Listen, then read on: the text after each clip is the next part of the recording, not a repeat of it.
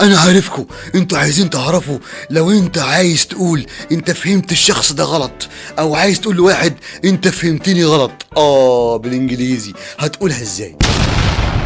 انا بقى وانا بصور نتخيل كده البوليس دخل عليا ولقاني بستعمل اشياء، ايه ده، مجسمه، واشياء كمان ايه يعني سارقها من محل جواهرجي. هو شك في كده، قال ايه ده؟ اكيد الحاجات دي سرقه. لا لا يا باشا، فهمتني غلط يا باشا، التصوير بس، تصوير بس يا باشا.